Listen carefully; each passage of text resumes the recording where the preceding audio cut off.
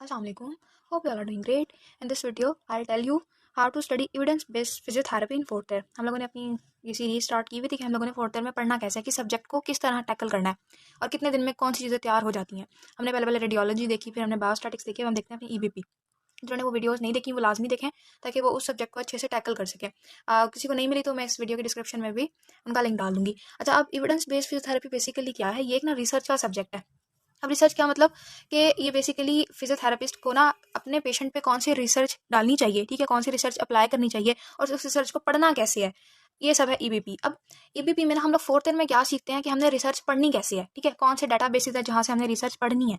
मतलब fourth year में हम सब बेसिक्स पढ़ेंगे, क्या करना है, कैसे करना है, सवाल कैसे ढूंढना है अपने पेशेंट को, कि पेशेंट को उसकी जो प्रॉब्लम है उसको एक सवाल में कैसे कन्वर्ट करना है, फिर उस सवाल का जवाब कैसे ढूंढना है, उसके लिए कौन सा हमें डाटाबेस चाहिए होगा। ये सब चीज़ें ना मतलब बेसिक सब है फोर्थ ईयर में। फिर फाइनल ईयर में जाके जब हम लोग अपनी फाइनल रिसर्च करते हैं ना, तो उसमें फिर हमने ये सारे रूल्स अप्लाई करने होते हैं।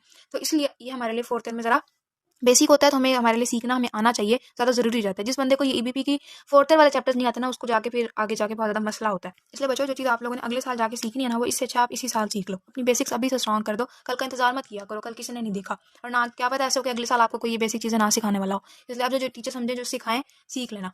अच्छा, अब पहले वाली बात ही हमारे रिसर्च का सब्जेक्ट है।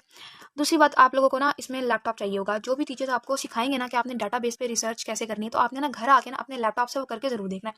हमारे जब चैप्टर 4 स्टार्ट हुआ था तो हमारे सर ने हमारे लैपटॉप्स जो है वो कॉलेज में ही मंगा लिए थे और हमसे क्लास में बैठ के ही सर्च करवाया था हर बंदे से। अच्छा, अपने थोड़ी सी ट्रिकी होता है इसके लिए ना हम लोग के अलग वेबसाइट होते हैं, लाइक पेडर हो गया, पबमेट हो गया, सीनाइल हो गया। तो ये तो नहीं होता कि हम गूगल पे लिखा और आ गया। इसके लिए अलग स्ट्रेटेजीज होती हैं रिसर्च की ना, पेपर को ये जर्नल्स को रीड करने के लिए। तो आप लोगों ने वो तरीका जरूर सीखना है। आई स्टिल नो ऐसे लोगों को जिनको नहीं करने आता, तो आप लोगों ने उन लोगों में से नहीं होना जो सिर्फ टाइम वेस्ट करते हैं। आपने सीखना है कि और एंड लगा के किस तरह मैंने अपनी रिसर्च निकालनी है, मैंने किस तरह हाई क्वालिटी क्लिनिकल रिसर्च निकालनी है। आपको पढ़नी आनी चाहिए क्योंकि आपने इन फ्यूचर जाके अपने पेशेंट के ऊपर अप्लाई करनी है। तीसरी बात मैंने लिखी कि ईजिएस्ट सब्जेक्ट है, अगर समझ आ जाए तो। अच्छा, ये ना समझ नहीं आता सीरियसली। स्टार्ट में जब हम शुरू करते हैं ना तो हमें समझ नहीं आती, एक सेंस नहीं बन रही होती। लेकिन जब जैसे जैसे साल का एंड होना होता है ना, प्रॉफ करीब आ रहा होता है, फिर समझ आना शुरू हो जाती है। और ये 2 दिन में सब्जेक्ट तैयार हो जाता है, 2 दिन में आराम से तैयार हो जाएगा। मैंने खुद इसको 2 दिन में तैयार किया होगा। अब आप लोग सोच रहे होंगे कि आप ही ने हर चीज़ 2 दिन में तैयार की थी।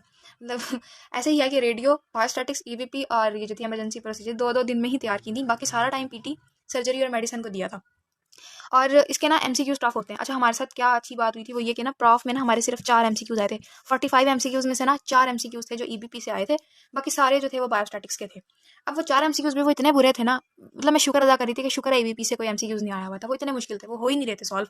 लेकिन मेरे पास ना एमसीक्यूज की एक लिस्ट पड़ी हुई है, वो वहाँ से थे एमसीक्यूज। तो मैं आप लोगों के साथ जरूर शेयर करूंगी। आप लोग वो एमसीक्यूज ना अपने प्रॉफ से पहले लाजमी देके जाइएगा। आपने जब ईबीपी तैयार करनी है ना, तो आपने ईबीपी के लिए पास पेपर्स लाजमी देखना है, ठीक है। ये हमारे पास बुक थी, ये वाली सर लैंड चालक के साथ। अब इसमें से ना हम लोगों ने 7 चैप्टर तैयार करने हैं। Chapter 1, chapter 2, chapter 3, chapter 4, chapter 5 और चैप्टर 7। ये हमारे टोटल 6 चैप्टर हो गए। अब ना हर जब मैं आपको चैप्टर मार्क कराऊंगी ना, तो मैं आप लोग को ना इसके साथ साथ नोट्स बनवा दूंगी जो मैंने बनाए हुए थे, ठीक है। मैंने साइड पे ना सारा लिख लिया था और मैंने आपको बताया था कि हमारी ईबीपी के पेपर में एक भी छुट्टी नहीं थी, तो मैंने जो साइड्स पे लिखी हुई थी मैंने बस यही पढ़ी थी। बायोस्टैटिक्स के ना पेपर के साथ ही जो सेकंड पोर्शन होता है वो हमारे पास ईबीपी का होता है। हमारे प्रॉफ में आए थे ईबीपी के 5 सवाल, आप लोग देख सकते हो। चैप्टर 5, ये क्वेश्चन 5, 6, 7, 8 और ये हमारे पास हमारा नेक्स्ट क्वेश्चन, ये चैप्टर 7 से आया हुआ था, प्रोटोकॉल वाला ना।